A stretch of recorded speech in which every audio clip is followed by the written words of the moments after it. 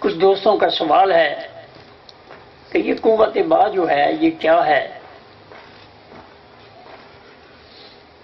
تیسری بات، بیٹے بیٹیاں کیسے پیدا ہوتی ہیں؟ اس کے بعد اور اصل جو طب میں سکھانا چاہتا ہوں، آپ کو بتانا چاہتا ہوں، اس کے تو صرف 6 ہی سبق ہیں۔ السلام علیکم جی دوستو، میں آپ سے مخاطب ہوں حکیم سید عمران ہاشمی، آپ گوجرانوالا۔ حکیم سید نعمت علی شاہ صاحب کا شاگرد خاص۔ استاد الحکماء حکیم سید نعمت علی شاہ صاحب نے اس طب کو آسان طریقہ سے پیش کیا ہے، جیسے صابر ملتانی رحمۃ اللہ علیہ نے طب یونانی کو انتہائی مؤثر اور اچھے طریقے سے پیش کیا۔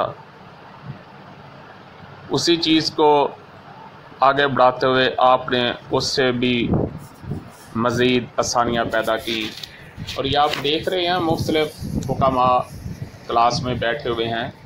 ان کا تعلق کے ضلع دیر، مانسیرہ، ایبٹم آباد، مردان، نوشہرہ اور پنجاب کے مختلف اضلاع میاں والی، سرگودا، گوجرانوالا، قصور، ساہیوال، ملتان، صادقہ آباد، رحیم یار خاں اور اس کے آگے جام پور وغیرہ، ادھر سے راول پنڈی، پشاور تک، اور سندھ سے بھی کافی حکماء ماشاءاللہ آ کر مستفید ہوتے رہے ہیں۔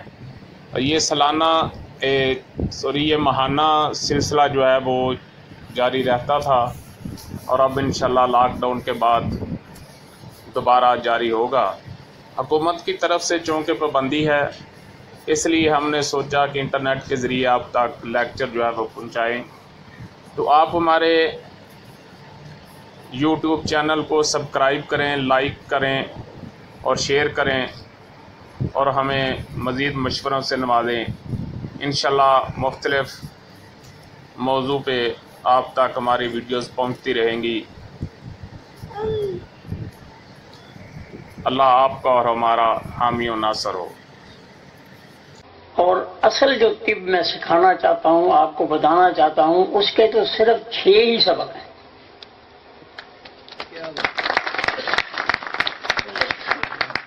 اور پھر کہتا ہوں، آپ سے وعدہ کرتا ہوں کہ جب میرے 6 سبق مکمل ہو جائیں، آپ کو کھلی اجازت ہوگی، آپ طب کے بارے میں جو بھی سوال کریں گے انشاءاللہ وہ بات آپ کے پاس موجود ہوگی۔ میں نے تو صرف اس پہ انگلی رکھنی ہے کہ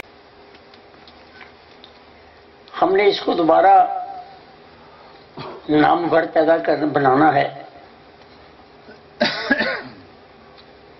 اس کے لیے علامہ اقبال رحمۃ اللہ علیہ کا ایک چھوٹا سا شعر،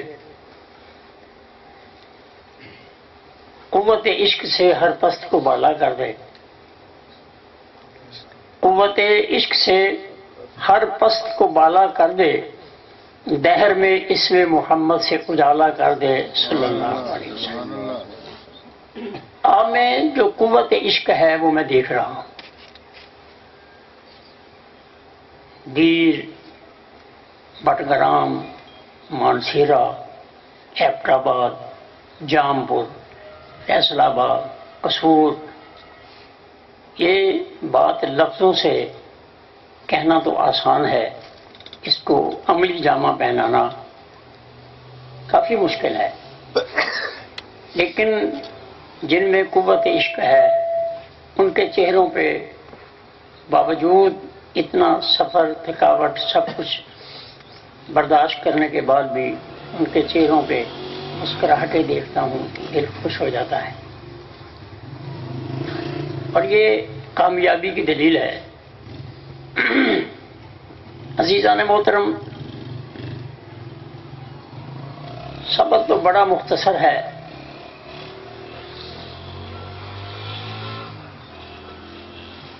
میں کوشش کروں گا کہ پچھلے سبق کو تھوڑا تھوڑا ساتھ ملاتا چلوں تاکہ آپ کو سمجھ آئے کہ کچھ باتیں تو اس کے ضمن میں ہیں اور اصل جو طب میں سکھانا چاہتا ہوں، آپ کو بتانا چاہتا ہوں، اس کے تو صرف 6 ہی سبق ہیں۔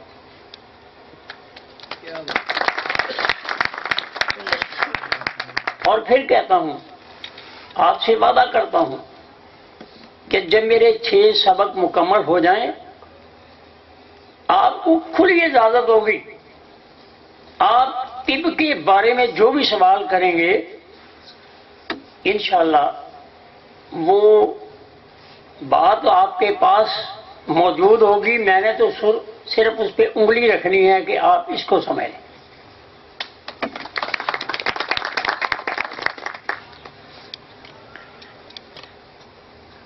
عزیزان محترم، سب سے پہلے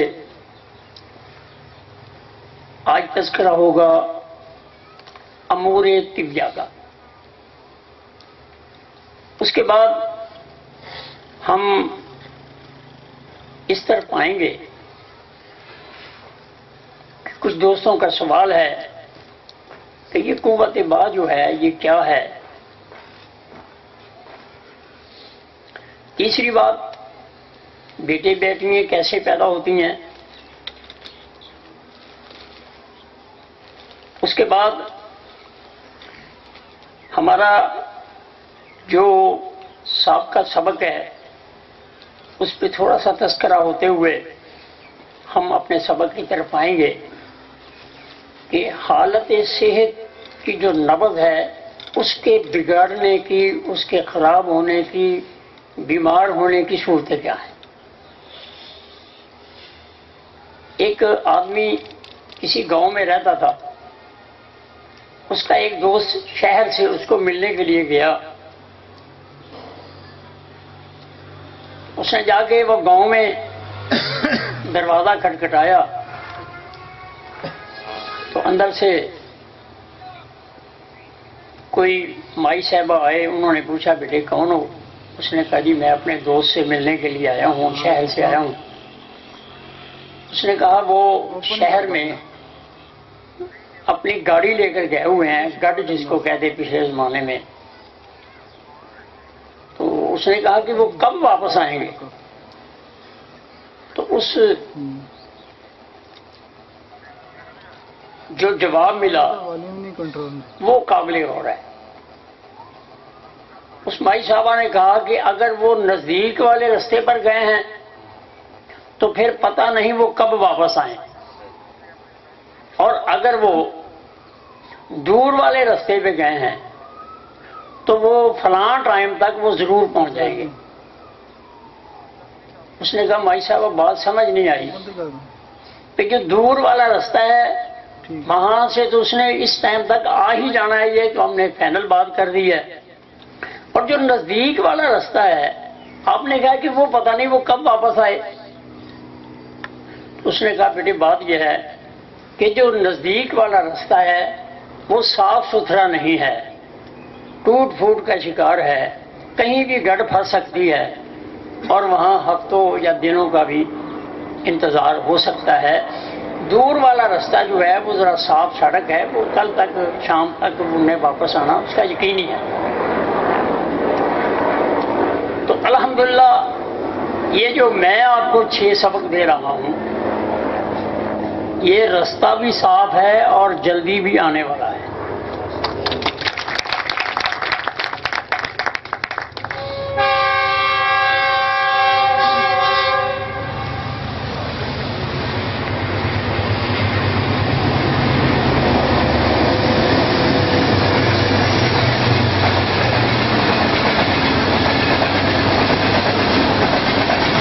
انشاءاللہ العزیز یہ سبق 6 مکمل کرنے کے بعد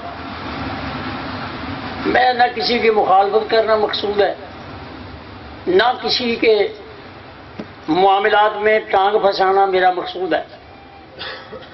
میرے پاس ایک اپنی چیز ہے،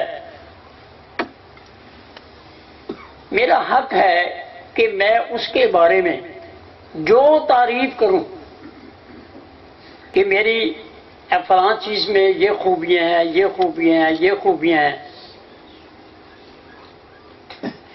کوئی آدمی مشتعل نہیں ہوگا. جب میں یہ کہوں نا کہ میرا موبائل تو بہت اچھا ہے اور آپ کا تو بالکل کوٹگی نکما ہے، بیکار ہے، تو فوراً تلخی آ جائے گی. تو میں نے صرف اور صرف اپنی طب کی بات کرنی ہے کہ میرے پاس یہ چیز ہے، اس میں یہ فوائد ہیں، یہ سچائی ہے، یہ دیانتداری ہے، یہ قانون ہے، یہ ربط ہے، یہ ایک ضابطہ ہے. دوسرا آدمی جو اس کے پاس کوئی چیز ہے اس کو وہ اس کے سامنے رکھ کر دیکھ لے کہ کیا دونوں میں سے بہتر کون سی ہے. عزیزان محترم، 6 سبق. سب سے پہلے میں نے آپ سے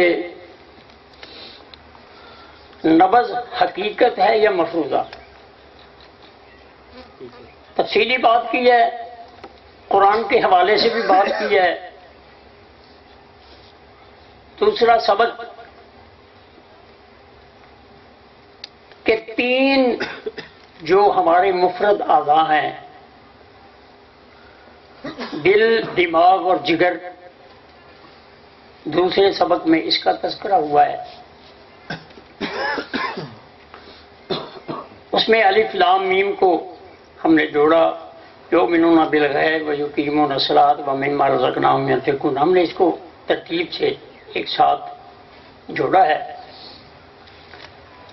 اب 3 کے بعد اب 6 کی باری آ گئی ہے، کیونکہ ہمارا قانون طب، یہ پھر میں کہتا ہوں کہ میرا یہ ایک ہی لفظ قانون طب جو ہے وہ سب کے لیے کافی ہونا چاہیے. کوئی کسی بھی پارٹی سے، ٹولے سے، کسی بھی سسٹم سے تعلق رکھتا ہے، صرف ایک قانون طب کہنا ہی یوں سمجھ لیں کہ یہ قانون یونانی طب ہے. اب میں نے آج آپ کو 6 تحریکیں، 6 سسٹم قرآن حکیم سے جوڑ کر آپ کو بتانے ہیں. امور طبیہ بھی 6، نبضیں بھی 6، اخلاق بھی 6، افعال بھی 6. اب یہ ایک ہم اسی ربط سے چلیں گے تو پھر معاملہ جو ہے وہ جڑتا چلا جائے گا. سب سے پہلے امور طبیہ کی بات کی جائے. یہ آپ کے سامنے یہ لکھا ہوا ہے، مختصر اس لیے کروں گا کہ ہمارا یہ مختصر سا ٹائم ہوتا ہے. جن لوگوں کی پکڑ میں میری بات نہ آئے، کمی رہ جائے، ان سے میں گزارش کروں گا کہ وہ مجھے اس کے علاوہ مجھ سے جب چاہیں، جس طرح چاہیں وہ سمجھ سکتے ہیں، پوچھ سکتے ہیں. ہمارے جسم کے اندر جو یہ بڑھوتری ہو رہی ہے، جینے کا عمل ہے، جسم ہمارا اپنی ترتیب سے چل رہا ہے. سب سے پہلے ہمارے جسم کے اندر ایک مزاج بنتا ہے. مزاج کہہ لیں، کیفیات کہہ لیں، ایک ہی، دونوں ایک ہی چیز ہے. اب مزاج اور کیفیات کیا ہیں؟ وہ 6 تر گرم، تر خشک، خشک گرم، گرم خشک، گرم تر، 6 یہ مزاج ہیں. 2 دماغ کے، 2 دل کے اور 2 جگر کے. ساتھ ساتھ ذرا میرے ساتھ تھوڑی تھوڑی. اب یہ 6 مزاج ہیں. ہر مزاج میں 6 درجے ہیں. ہر مزاج میں 6 درجے ہیں. چاہے وہ تر گرم ہو، چاہے وہ گرم تر ہو. سب سے پہلے کیفیات، کیفیات کے بعد اخلاق، یعنی گرم تر چیز اگر اس کے اندر گئی تو پہلے اس میں کیفیات بنی، پھر اس کا جو سسٹم ہے وہاں سے پھر اس کی ایک خلط بننی شروع ہوئی، یعنی پختہ صفرا، گرم تر جو مزاج ہے پختہ، اب وہ بنا۔ اب یہ اس کے بعد پھر اس اعضاء کی وہ خوراک بنی، پھر اعضاء کے بعد ارواح تیار ہوئے، ارواح کے بعد پھر قوا تیار ہوئے، اور قوا کے بعد افعال صادر ہو گئے۔ یہ ہر سسٹم کے اندر یہ 6 چیزیں موجود ہیں۔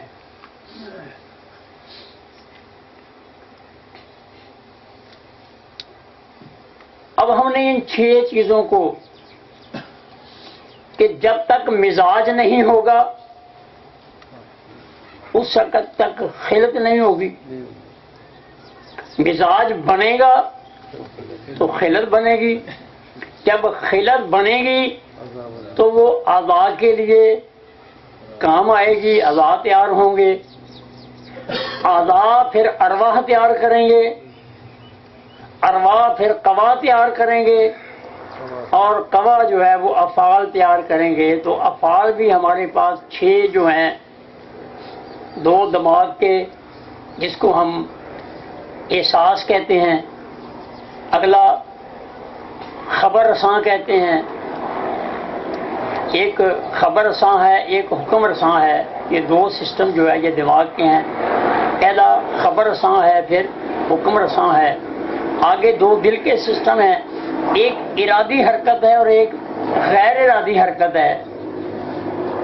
آگے جگر کے 2 افعال ہیں، ایک جاذبہ ہے اور ایک جسم کے اندر کچھ چیزوں کو جذب کرا رہا ہے، اور ایک جسم کی صفائی جو فاضل چیز ہے وہ اس کو باہر خارج کر رہا ہے۔ 6 ہی عمل ہے، 7واں عمل ہے ہی کوئی نہیں۔ مجھے ناز ہے اپنی طب پر کہ ایسا بہترین سسٹم، ایسا بہترین طریقہ کار انشاءاللہ آگے آگے میں آپ کے ساتھ یہ سفر طے کروں گا اور آپ کو بتاؤں گا کہ ہماری طب کیا ہے اور اس طب کے اس کا قد کاٹ کیا ہے۔ یہ کسی سے پیچھے نہیں ہے، یہ انشاءاللہ آپ کو یہ سبق ملے گا۔ اس طب میں آپ کو مکمل تمام چیزیں آپ کو اس میں میسر ہو جائیں گی۔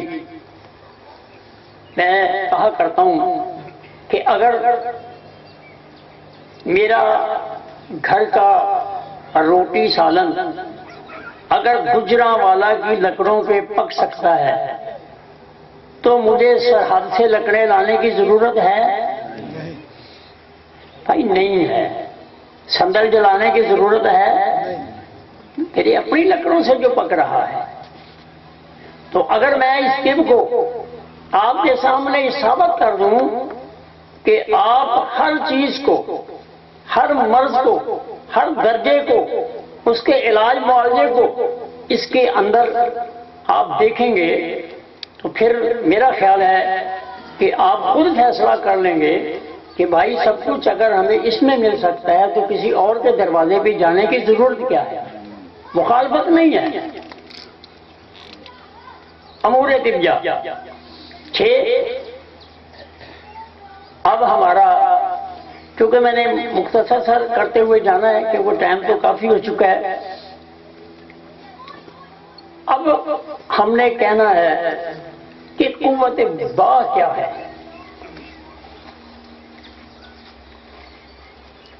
یہ جو میرے سبق ہیں ان کو مکمل کرنے کے بعد آپ کو ان سوالوں کی بھی ضرورت نہیں رہے گی، لیکن چلیں کچھ دوستوں کا تقاضا ہے کہ اس پہ کچھ بات ہونی چاہیے۔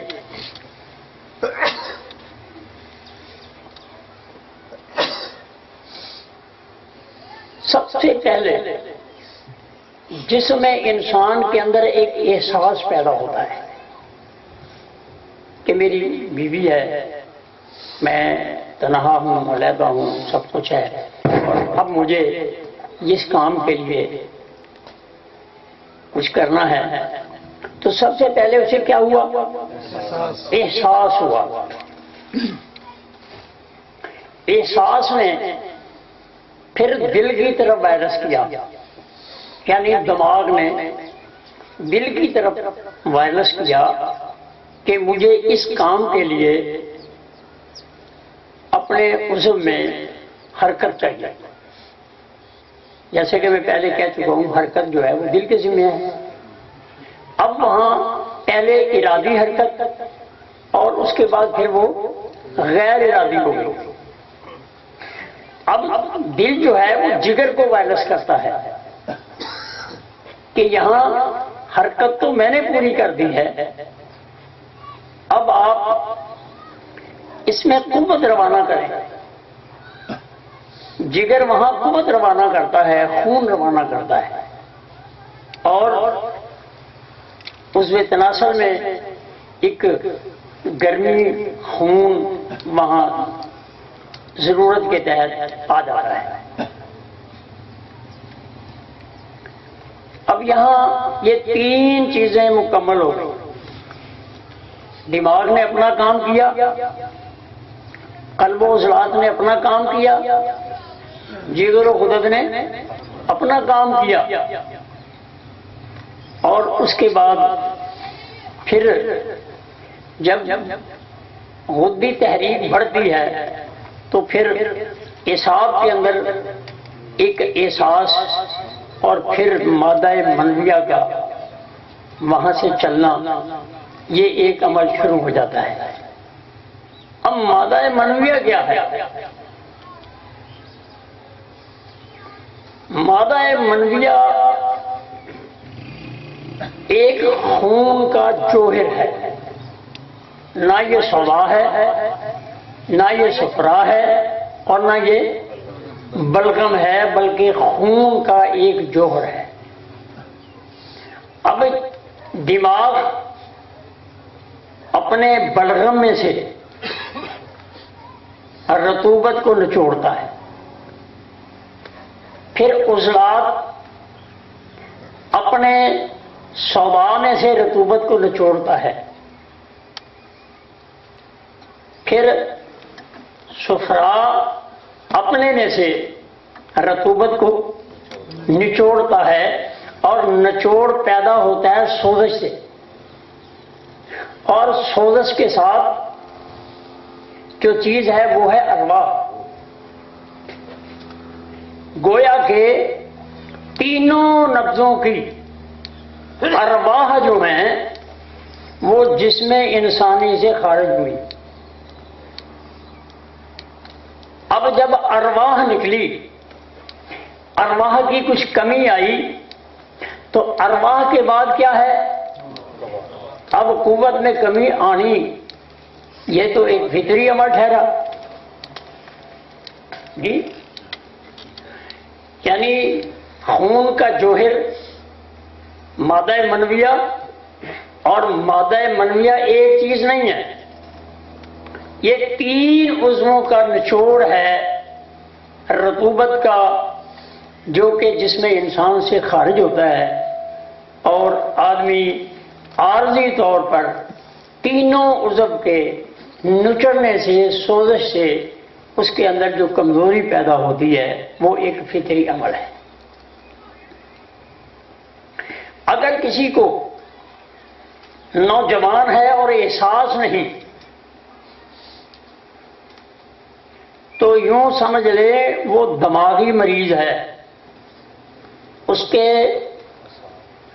کے اعصاب میں، دماغ میں کوئی مرض ہے، یا تحلیل ہے، یا تحریک ہے، یا تسکین ہے، کوئی نہ کوئی مرض ہے۔ اور اگر اس کو احساس تو ہے لیکن اس کا عضو اس کا ساتھ نہیں دے رہا، اپنا عمل مکمل نہیں کر رہا، تو آپ یہ سمجھیں کہ اس کے قلب و عضلات کا سسٹم جو ہے وہ کسی وجہ سے بیمار ہے۔ اس میں حرکت تو آئی لیکن وہ دیر پا نہ تھی، اس کے اس سختی کو جلدی سے وہ ختم ہو گئی، تو سمجھ لے اس کے جگر کا کوئی سسٹم کسی وجہ سے تحریک تسکین یا تحریر کی وجہ سے بیمار ہے۔ جی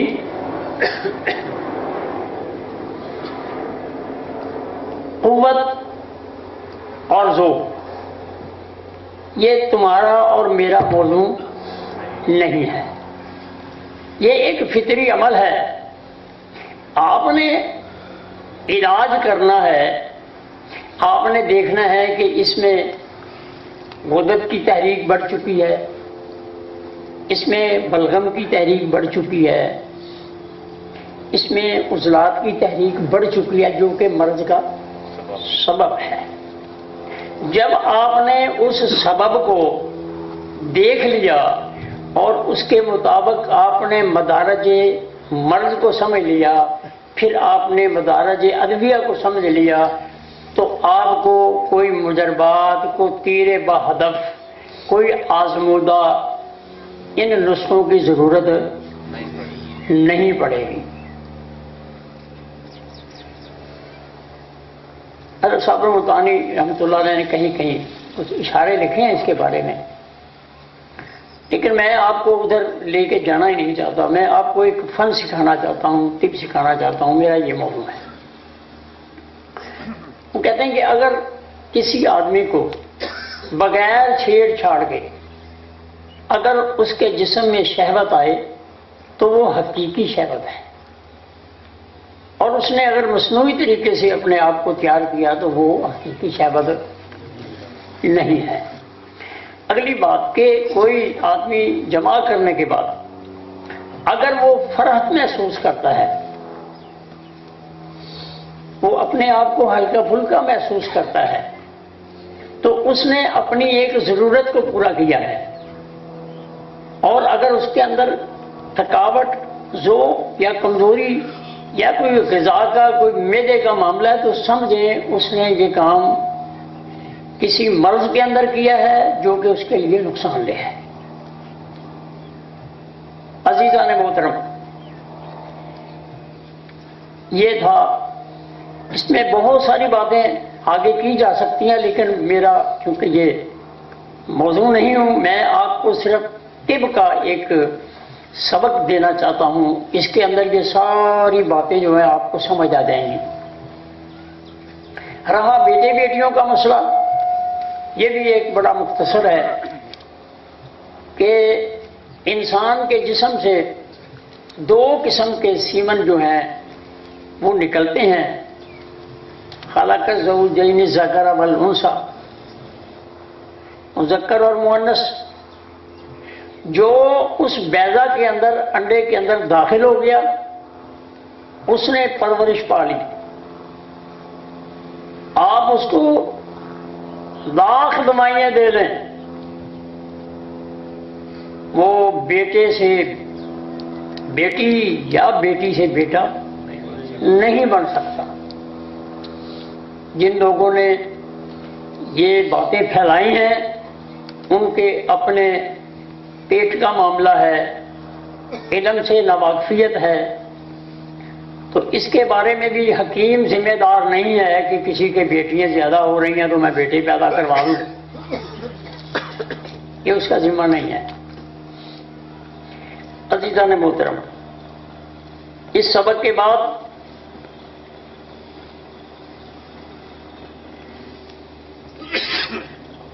آپ نے نبض دیکھ کر یہ بتانے والا عمل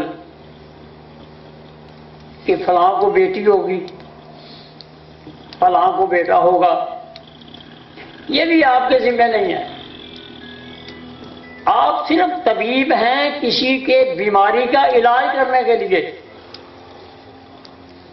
آپ بیٹے بیٹیوں کا بتانا یہ آپ کے ذمہ نہیں ہے۔ اگر آپ نے شہرت ہی حاصل کرنی ہے، اگر آپ نے کسی کو حیران ہی کرنا ہے، تو پھر آپ کے پاس اور بہت سارے راستے ہیں. آئیے میں جلدی اپنے سبق کی طرف آتا ہوں، ٹائم کافی ہو گیا ہے. میں کاموں کی، کیونکہ میری عادت ہے نہ میں کسی مریض کی کہانی سناتا ہوں نہ میں کوئی نسخہ بتاتا ہوں، یہ میرا موضوع ہی نہیں ہوتا. یہ واقعہ صرف اس لیے عرض کر رہا ہوں کہ آپ میری اس بات سے ذرا مطمئن ہو جائیں اور آپ کے جسم میں بھی ایک قوت پیدا ہو جائے کہ یار یہ معاملہ جو ہے یہ زیادہ بہتر ہے. تو میں وہاں کسی عزیز سے ملنے کے لیے گیا، تو ان کے پڑوس میں ایک دکاندار، وہ کہنے لگا جی یہ وہ حکیم صاحب ہے جن کا آپ تذکرہ کرتے ہیں. انہوں نے کہا ہاں جی وہ ہے. تو آپ کے ساتھ بھی یہی معاملہ ہوتا ہے، جب کوئی سنتا ہے کہ حکیم صاحب ہیں تو وہ بائیں کھول کے آپ کے سامنے آتا ہے کہ لو جی میری بازو پکڑ لو. تو میں نے انہیں کہا بھی میں جس کام آیا ہوں میرا تو یہ کام نہیں ہے. انہوں نے جی پھر کی ہو جائے گا. وہ بھی کہنے لگے جی ہم نے ان کو آپ کے بارے میں بہت کچھ بتایا ہوا ہے، ذرا 2 منٹ کے لیے آپ کی ذرا سیٹسفائی کر دیں. اب میں نے دیکھا کہ ماحول کے مطابق اب میں جتنی بار کہوں گا یہ اصرار کریں گے، تو میں نے اس شخص کی نبض پکڑ لی. یہ سبق ہے، مشہوری نہیں کر رہا، آپ کے لیے سبق ہے. تو میں نے کہا کہ آپ کے بیوی کو جلندار لکوریا ہے، اس کی کمر درد کرتی ہے. آپ جب جمع کرتے ہیں تو اپنی بیوی کا جسم آپ کو بھٹی کی مانند، اور آپ جلدی سے فارغ ہوتے ہیں. اس نے کہا جی عجیب حکیم ہے، نبض میری پکڑی ہوئی ہے، باتیں میری بیوی کی بتا رہا ہے.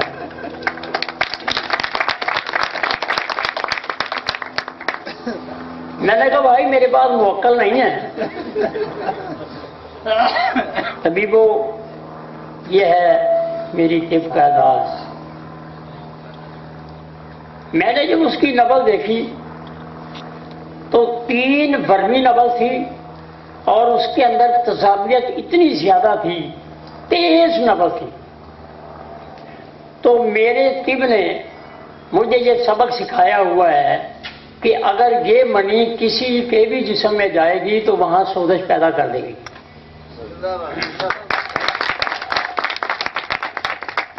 جی وہ حیران ہو گئے.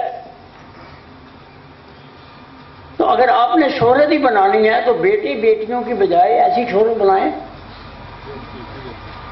وہ کہیں گے کمال حکیم ہے یار. آپ کے پاس ایک بچہ آتا ہے، سوکھا سڑا ہے، اس کا دماغ چھوٹا ہے.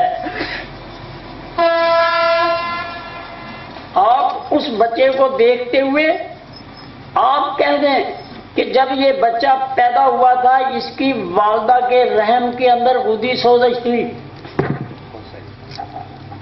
جی کیوں؟ اس کے رحم کے اندر سکیڑ تھا. بچے کو پوری طرح وہاں ماحول نہ ملنے کی وجہ سے وہ بچہ کمزور رہ گیا، اور غدی تحریک کی وجہ سے اس کا دماغ جو بننا تھا اعصابی تحریک وہ نہیں بن سکا. وہاں غذا ہی نہیں تھی تو بچے کا سر چھوٹا رہ گیا. یہ ہے آپ کی طب. اس کو سیکھیں، آپ کا چرچا ہو جائے گا، آپ کی شہرت ہو جائے گی، آپ کامیاب معالج بنیں گے. عزیزان محترم، چند موٹی موٹی باتیں کر کے کیا ٹائم ہو گیا؟ کوئی جلدی کرو گے، ٹائم کھلا ہی ہے تھوڑے واسطے. 40 منٹ کھل کے کرو جی. بسم اللہ جی، بہت مہربانی.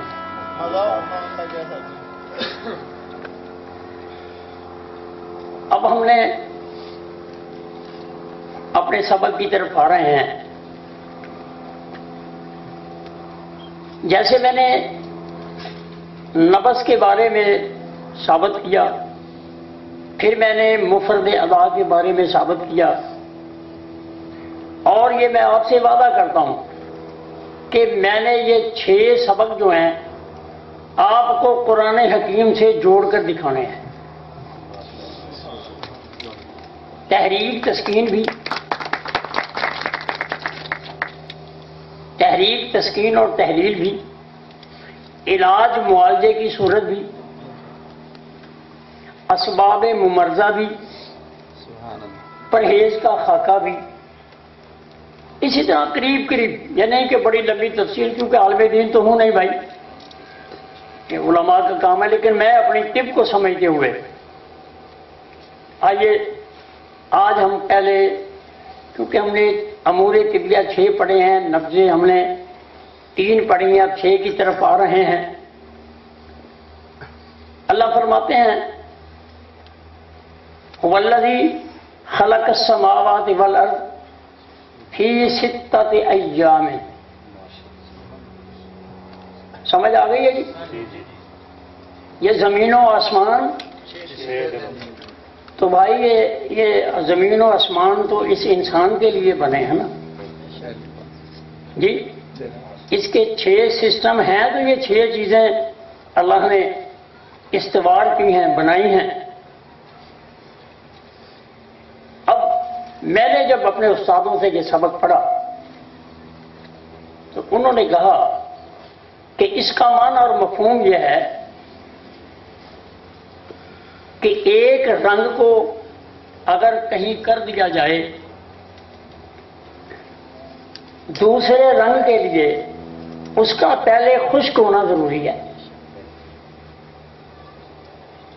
اللہ کریم نے زمین و آسمان کو 6 مدارج میں پیدا کیا. ہمیں ایام کہہ کے ذرا سمجھا دیا گیا کہ یہ 6 اتوار ہیں، 6 اس کے درجے ہیں، 6 میٹل ہیں، یوں کہہ لیں، اس کو ایسے پیدا کیا گیا ہے. حالانکہ اللہ اکبر فرماتے ہیں انما امرہ اذا اراد شیئا ان یقول لہ کن فیکون. اگر آج آپ سے کوئی غیر مذہب آدمی یہ سوال کرے کہ بھائی مجھے دلائل سے سمجھائیں کہ جب زمین و آسمان بنانی پڑی تو کون سا ایسا رکاوٹ والا معاملہ تھا جس میں 6 دن لگے، کن فیکون کیوں نہیں کہا؟ تو یہ ہمیں سمجھانے کے لیے، ہمارا طب کا سبق مکمل کرنے کے لیے اللہ کریم نے فرمایا فی 6 ایام. میں نے 6 میٹلوں میں، 6 درجوں میں اس کو بنایا. والذی خلق السماوات والارض فی 6 ایام. یہ سورج، چاند، ستارے ہے ضیاء کے واسطے، سارا جہاں تیرے لیے اور تو خدا کے واسطے. عزیزان محترم، انسان کی خدمت کے لیے یہ 6 سسٹم جو ہے رواں دواں ہیں، چل رہے ہیں. آپ کو تقویت پہنچانے کے لیے، آپ کو پالنے کے لیے. اور جب کن فیکون سمجھیں گے تو پھر بھی کچھ امراض ایسے ہیں جو ہمارے جسم میں آہستہ آہستہ آتے ہیں اور وہ بہت دیر تک رہتے ہیں. ان کا علاج بھی آہستہ آہستہ ہی ہوتا ہے. اور کچھ امراض ایسے ہیں کہ وہ فوری ہی آتے ہیں اور ان کا فوراً ہی علاج ہو جاتا ہے. تھوڑی سی تشریح کر دوں. رسولیاں دیر سے جسم میں نمودار ہوتی ہیں. دمہ دیر سے آدمی کو احساس ہوتے ہوتے بڑھتا ہے. چنبل ہے، خارش ہے، یہ ساری چیزیں یہ آہستہ آہستہ جسم میں آتی ہیں اور ان کا علاج بھی آنن فانن نہیں ہوتا. ایک دوسرا مرض کا مرحلہ ہے کہ ایک آدمی شام کو اپنے دوستوں کے ساتھ، گھر والوں کے ساتھ خوش باش بیٹھا ہوا ہے، اس نے کھانا کھایا ہے، کچھ چیزیں چاول کھائی ہیں، کچھ چیزیں کھائی ہیں، اور رات کو اچانک اس کے دل کو متلی ہوئی، اس نے الٹی کی، دوبارہ تیسری بار، اور پھر اس کو ساتھ اسہال آنے شروع ہو گئے۔ اب اس کو صرف اور صرف 1-2 دن زیادہ سے زیادہ اگر اس کی مرض کو نہ روکا جائے تو اس کے جسم کا پانی ختم ہو جائے گا، اور خون گاڑھا ہونے کے سبب دل اس کو پمپ نہیں کر سکے گا، دل بند ہو جائے گا۔ اب یہ رات کو تکلیف ہوئی ہے، اور اگلے دن ہی شام تک علاج نہ ہونے کی صورت میں اس کا نقصان ہو سکتا ہے۔ تو اس کو ایک ہی دن میں، جو علاج معالجہ عام لوگ جانتے ہیں کہ لونگ دال چینی کا کعوہ ہے، اس میں نمک، تو وہ جو دیتے جائیں گے یا اس درجے کے مطابق اور کوئی دوائی، تو وہ ایک ہی دن کے اندر مکمل ٹھیک ہو جائے گا، اس کی ساری علامات ٹھیک ہو جائیں گی۔ تو یہ تھا ایک جلدی کا علاج، مرض بھی جلدی میں آیا ہے اور علاج بھی۔ دوسرا جو ہے وہ جیسے میں نے کہا ہے کہ دمے کی ہے، رسولیے وغیرہ ہے، خارش وغیرہ ہے، یہ آہستہ آہستہ جسم میں مرض جمع ہوتی ہے اور اس کا آہستہ آہستہ ہی علاج ہوتا ہے۔ اللہ پاک فرماتے ہیں کہ میں کن کہتا ہوں تو وہ، دلیل کیا ہے؟ ابراہیم علیہ السلام کو آگ میں ڈالا جا رہا ہے، تو اب وہاں جلدی والا کام اللہ کریم نے کرنا ہے۔ تو جب آگ جلی، ابراہیم علیہ السلام آگ کی طرف جانے لگے، تو اس وقت تک وہ آگ تھی، لیکن جب ابراہیم علیہ السلام اس میں پہنچتے ہیں تو اللہ کریم فرماتے ہیں یا نار کونی، بس اتنا کہنا تھا کہ آگ آگ نہ رہی، وہ گلشن بن گیا، وہ باغ و بہار بن گیا۔ تو میرے یہ دونوں ہی طب کے حصے ہیں، فی ستۃ ایام بھی اور کن فیکون بھی۔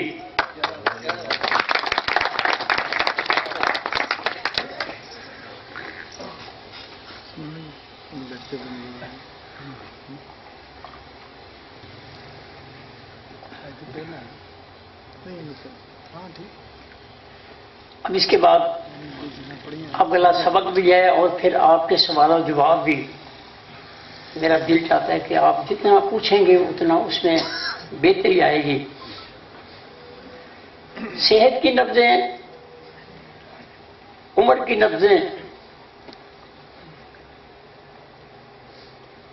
اگر ایک نوجوان اس کی صحت والی نبض خشک گرم ہے،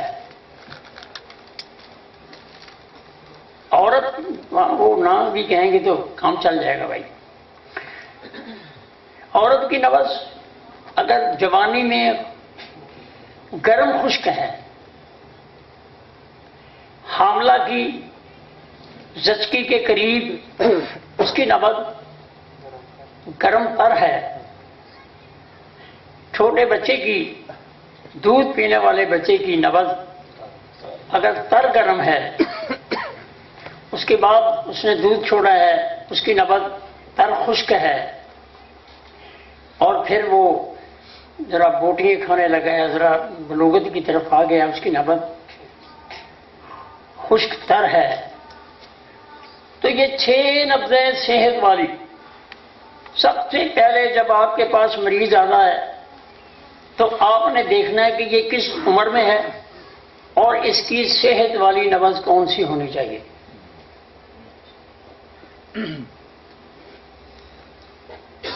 یہ پھر میں عرض کروں، حضرت صابر ملتانی رحمہ اللہ تعالی علیہ، ان کا قدم قدم پہ تذکرہ کیا جائے تب بھی کم ہے، کیونکہ انہوں نے طب کے لیے بہت کام کیا ہے۔ انہوں نے منڈی بہاؤالدین میں ایک کیمپ لگایا، کتابوں میں دوستوں نے پڑھا ہوگا، سنی سنائی بات نہیں ہے۔ تو انہوں نے ایک دن میں 1500 مریضوں کو چیک کیا۔ کتنے؟ اب میرا خیال ہے کہ ایک طبیب زیادہ سے زیادہ نوجوان جو ہے وہ 10 گھنٹے مطلب کر سکتا ہے، طبیب مریضوں کو چیک کر سکتا ہے، اس سے زیادہ وہ کیا کرے گا؟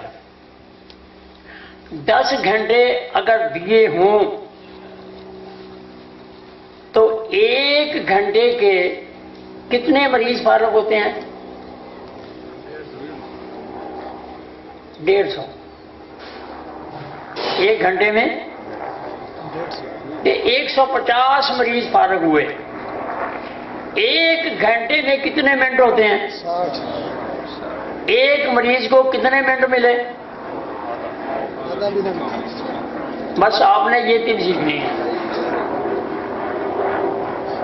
بس اتنا سا ٹائم ہی لگنا چاہیے، اس کے جگر کی بھی رپورٹ ہو جائے، اس کے عضلات کی بھی رپورٹ ہو جائے، اس کے دماغ کی بھی رپورٹ ہو جائے، سوزش کا بھی پتہ چل جائے، برم کا بھی پتہ چل جائے، سکیڑ کا بھی پتہ چل جائے، جی تحلیل کا بھی پتہ چلے، تحریک کا بھی پتہ چلے، تسکین کا بھی پتہ چلے۔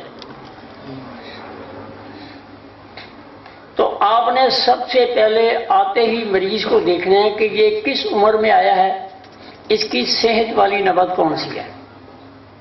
اب آپ نے اس کا ہاتھ پکڑا، اگر اس کی صحت والی نبض ہے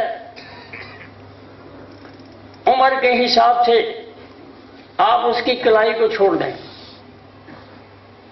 آپ کے بھائی آپ ٹھیک ہیں جائیں۔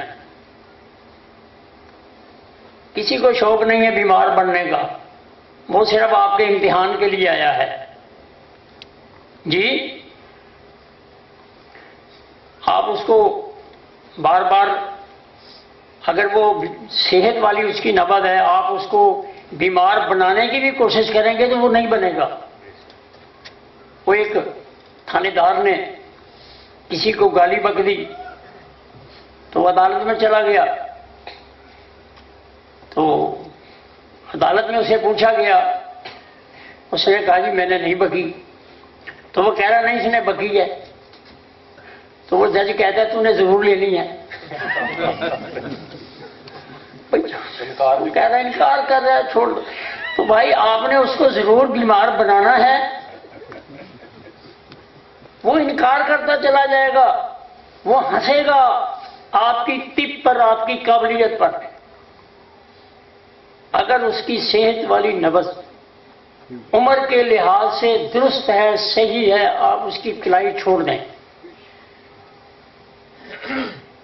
اور اگر کوئی کیفیاتی معاملہ ہے تو اسے کہہ دیں کہ بھائی آپ یہ تھوڑا سا کعبہ وغیرہ پی لیں، آپ ٹھیک ہیں یار۔ اب صحت والی نبض اگر اس کی واقعی بگڑ گئی ہے، اب آپ کو اگلا درجہ سامنے آئے گا۔ اگر اس نوجوان کی نبض خشک گرم نہیں ہے تو اس کی پہلے میں 2 صورتیں بیان کروں گا کہ اس نے اعصابی چیزوں کا استعمال زیادہ کیا، تری والی چیزیں اس نے زیادہ لی ہیں، اب اس کی نبض جو ہے وہ صحت والی، وہ تسکین میں آ گئی ہے۔ سمجھ آ رہی؟ اس کی نبض تسکین میں آ چکی ہے۔ اب آپ نے اس بگڑی ہوئی نبض کو سامنے رکھتے ہوئے آپ نے کہنا بھائی آپ بیمار ہیں۔ اب آپ نے اس کو بیماری کا فتویٰ دینا ہے۔ ایک یہ صورت، اور دوسری صورت یہ ہے کہ اگر اس نے گرم چیزوں کا استعمال زیادہ کیا ہے پھر اس کی نبض گرمی کی طرف چلی گئی ہے. اصل اس کی نبض جو صحت والی تھی اب وہ تحلیل میں آ گئی ہے. جی آپ نے یہ تحلیل، تحریک اور تسکین کو خوب رکھنا ہے. اس کا میں نے پہلے بھی ایک خاکہ، ایک چیز بڑھ رہی ہے، ایک چیز کم ہو رہی ہے، ایک چیز نہیں بن رہی، یہ سمجھ لیں. جی اب آپ نے علاج معالجہ کی طرف آنا ہے. بگڑی ہوئی نبض کو سمجھ کے پھر علاج معالجے کی طرف آنا ہے.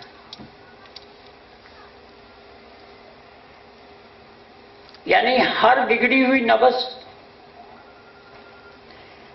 اس کی دو صورتیں تو میں نے آپ کے سامنے رکھ دی ہیں کہ اگر وہ اعصابی چیزیں زیادہ کھائے گا، دوسری چیزیں وہ نہیں کھائے گا، تو اس کی نبض ایک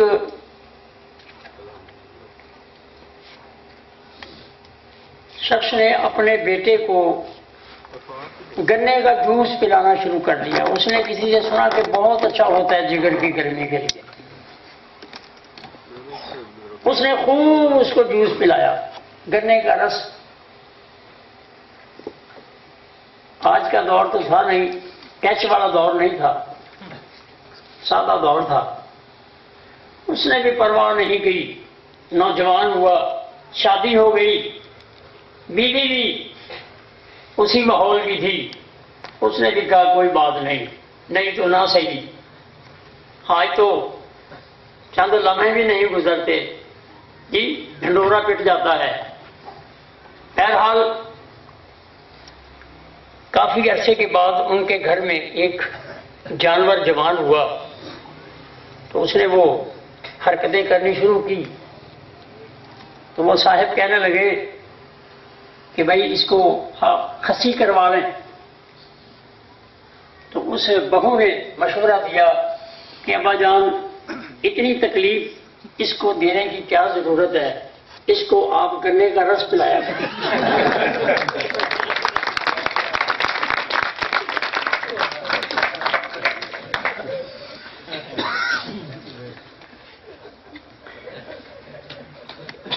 تو جناب مرد بھی سامنے آ گئی. جی تو ہوا کیا کہ بھائی عضلات تسکین میں تھے، اس کے اندر حرکت تھی ہی نہیں. تو آپ نے یہ ضرور دیکھنا ہے کہ اس کی نوجوانی پہ یہ بات فٹ کر لیں. اگر عورت نوجوان ہے، بھی ذاتی اس کی تحریک ہے، اگر وہ ذاتی چیزیں زیادہ کھائے گی، اس کے بال اگائیں گے، اس کا جسم جو ہے وہ سخت ہو جائے گا مردوں کی طرح، اس کی عادات جو ہے وہ مردوں جیسی ہو جائے گی، اس کی آواز مردوں جیسی ہو جائے گی. یہ فطری قانون ہے. اور اگر اس نے میٹھی چیزوں کا استعمال زیادہ کرنا شروع کر دیا، چاول زیادہ کھانے شروع کیے، تو مینسز آنے بند ہو گئے. اس کی اپنی جو اصل صحت والی نبض تھی وہ تحلیل میں چلی گئی ہے. ایک صورت اور بیان کرتا چلوں جو میں نے کتابوں میں بھی لکھی ہے کہ ایک نوجوان، چاہے عورت ہے، چاہے مرد ہے، چاہے کوئی بھی صحت والی نبض ہے، اگر صرف اور صرف وہی چیزیں استعمال کرتا چلا جائے، دوسرے سسٹم کو وہ غذا نہ دے، تو پھر بھی یہ ایک مرض کی صورت ہوگی، اور اس کو ہم ارتقائی صورت میں برمی نبض کا نام دے دیں گے سمجھنے کے لیے. مثال سمجھا دوں. جب کسی کی 3 نمبر نبض ارتقائی صورت اختیار کرتی ہے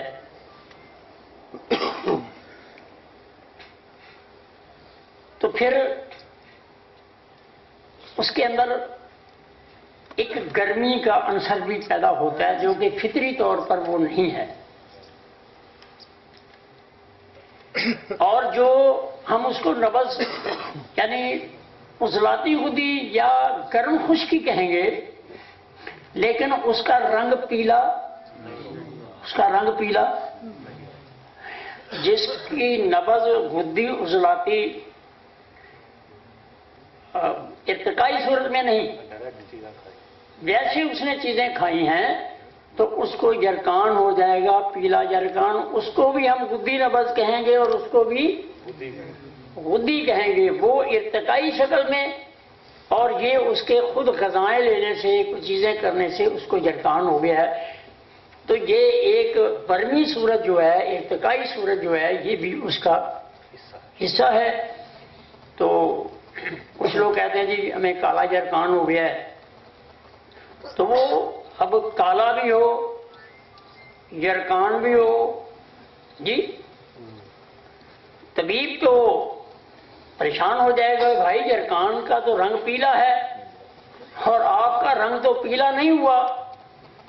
تو وہ ارتقائی صورت میں وہ نبض جو ہے وہ آگے آ گئی ہے، تو اس کو ہم برمی نبض، ارتقائی صورت کی نبض ہم اس کو کہیں گے، اور اس کا علاج جو ہے وہ جیسے وہ پیلے یرکان والا ہے اسی شکل میں اس کا علاج کریں گے، لیکن یہ علاج معالجہ آگے جا کے آپ کو سمجھ آئے گا، جہاں میں اس کے مدارج اور مدارج ادویہ آپ کو سمجھاؤں گا وہاں آپ کو سمجھا دوں گا۔ عزیزان محترم، ٹیسٹوں کا خوب چرچا ہے، میں بھی سنتا ہوں، اللہ ان کو بھی شاد باد رکھے، لیکن اگر آپ صحیح طبیب بن گئے تو کسی کو ٹیسٹ کرانے کی محتاجی نہیں ہو۔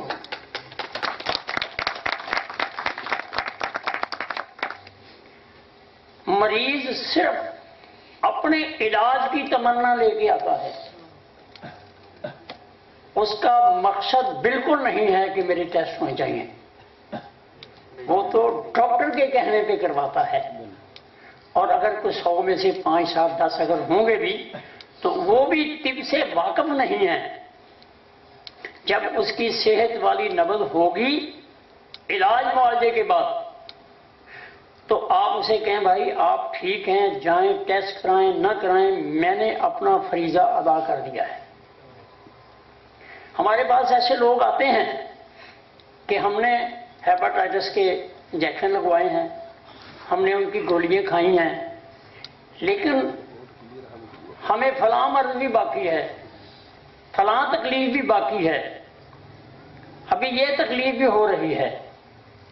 تو میں انہیں پتہ کیا کہتا ہوں، میں کہتا ہوں جی وہ اپنی جگہ درست ہیں، لیکن ہمیں سمجھنے میں ذرا غلطی ہے۔ ایک ڈاکٹر کہتا ہے کہ آپ کا پتا جو ہے وہ بیکار ہو گیا ہے، ضائع ہو گیا ہے، آپ کا 1 لاکھ روپے لگے گا، آپ کا پتا جو ہے وہ ہم نکالیں گے تو آپ ٹھیک ہوں گے۔ اب اس کا پتے کے لیے 1 لاکھ روپے لے لیا گیا اور پتا نکال دیا گیا۔ ایک محترمہ کے رحم میں، یوٹرس میں اگر رسولیے ہیں تو اس کو تو نہیں پتا، ڈاکٹر کہتا ہے کہ آپ کے یوٹرس میں ٹیومر ہے، رسولیے ہیں، آپ اس کا آپریشن کرائیں۔ اسی طرح کسی کا گردہ فیل ہو گیا، اس کا گردہ نکال دیں، ایک پہ کام چلتا رہے گا۔ اب جب اس مریض کو اس مرحلے سے گزار دیا جاتا ہے، وہ کہتا ہے جی مجھے ابھی فلاں تکلیف باقی ہے، ابھی فلاں تکلیف باقی ہے، میں فلاں تکلیف سے پریشان ہوں۔ تو ڈاکٹر صاحب کہتے ہیں بھائی ہم نے پتا نکالنے کے پیسے لیے ہیں، اگر پتا موجود ہے تو ہم سے بات کریں، ہم نے گردہ نکالنے کے پیسے لیے ہیں، اگر گردہ ثابت کر دے تو پیسے واپس۔ آپ کے یوٹرس کا آپریشن نہیں ہوا، ہم مجرم۔ تو بھائی انہوں نے جس کے پیسے لینے ہیں وہ کام انہوں نے کرنا ہے، ان کی وہ روزی جائز ہے اس طرح. تو عزیزان محترم، آپ طبیب ہیں، آپ سوزش کو سمجھیں، آپ ورم کو سمجھیں، آپ اس کے انقباض کو سمجھیں، آپ اس کے انبساط کو سمجھیں، آپ تحریک سمجھیں، آپ تحریر سمجھیں، آپ نبضوں کو سمجھیں. انشاءاللہ العزیز میں پھر آپ سے گزارش کروں گا، مانگتے پھرتے ہیں اغیار سے مٹی کے چراغ، اپنے خورشید پہ پھیلا دیے سائے ہم نے. اور یہ ویرانی کیوں ہے، یہ گمنامی کیوں ہے؟ اس لیے دل کے ببولے جل اٹھے سینے کے داغ سے، اپنے ہی گھر کو آگ لگئی گھر ہی کی چراغ سے. طبیبوں نے اپنا مقام کھو دیا، طبیبوں نے اپنی طب کو پس پشت ڈال دیا. آئیے عہد وفا کریں کہ ہم اپنی طب کے ساتھ ہر قسم کی وفا کرنے کے لیے، ہر قربانی دینے کے لیے تیار ہیں. اللہ آپ کا اور میرا حامی و ناصر ہو. جو احباب و دوست دور دراز سے اس سبق کے لیے آئے ہیں، اللہ سے دعا گو ہوں اللہ ان کے دامن کو اس سبق سے، طب سے اللہ بھر دے. وما علینا الا البلاغ المبین.